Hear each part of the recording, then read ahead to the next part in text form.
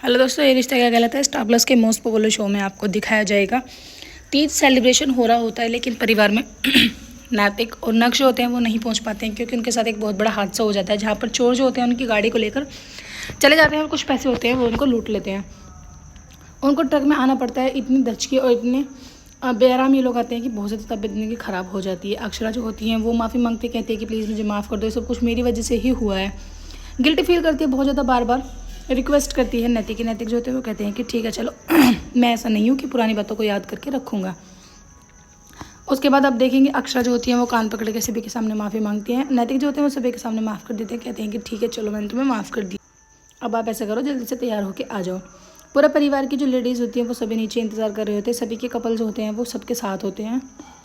नैतिक जो होते हैं वो ऊपर से तैयार होकर आ जाते हैं। सभी घर के परिवार वाले बात कर रहे होते हैं, कहते हैं कि चलो बहुत अच्छा हुआ कि त्यौहार के दिन जो मुसीबत है वो टल गई, कहीं हमारे बच्चों को कुछ और नहीं हुआ, अनहोनी हो जाती तो कुछ फिर बहुत ज़्यादा दिक्कत बन जाती। सभी जो होते हैं वो तीज का व्रत खोलते हैं। अक्षरा जो होती है वो नैतिक की आरती उतारती है और फिर भी वहाँ पर भी माफ़ी मांगते हैं, कहते हैं कि नैतिक जी प्लीज़ मुझे माफ़ कर देना, मेरा इरादा तुम्हें नुकसान पहुँचाने का नहीं था। नैतिक जो होते हैं वो कहते हैं कि चलो कोई बात नहीं, जो हुआ सो हुआ, अब भूल के व्रत खोलो।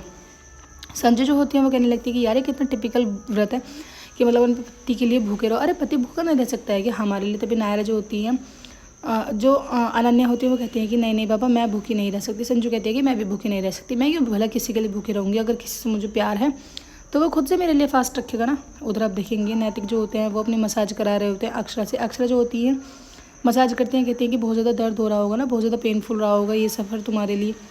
नैतिक जो होते हैं वो कहते हैं कि मेरी ही सेवा करती रहोगी, अपने बेटे को भी जाके देख लो। वो कहते हैं कि मैं इतनी बुरी माँ नहीं हूँ, मैंने वहाँ पे भी एक ड्यूटी लगा रखी है। नायरा जो होती हैं वो अपने भैया की मसाज कर रही होती हैं और कहते हैं कि भैया तुम्हें पता है ना मुझे एक बहुत बड़ा गिफ्ट चाहिए।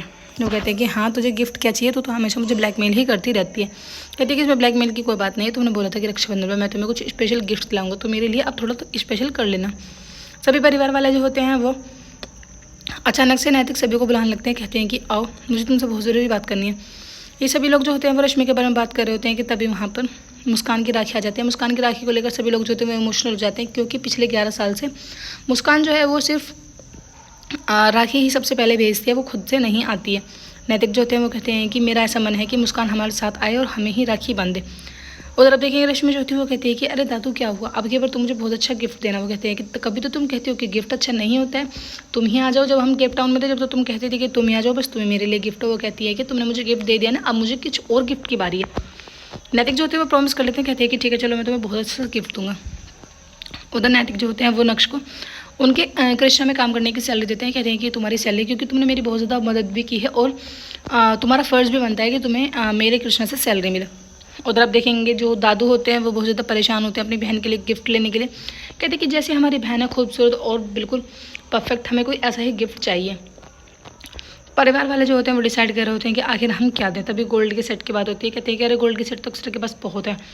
उधर नक्श के पास जो पैसे होते हैं सैलरी से मिले हुए होते हैं, उनको एक जो दोस्त होता है वो हड़प के ले जाता है, कहता है कि भाई मुझे फीस जमा करनी है, अगर मेरी फीस टाइम पे जमा नहीं हुई तो बहुत ज़्यादा प्रॉब्लम हो जाएगी।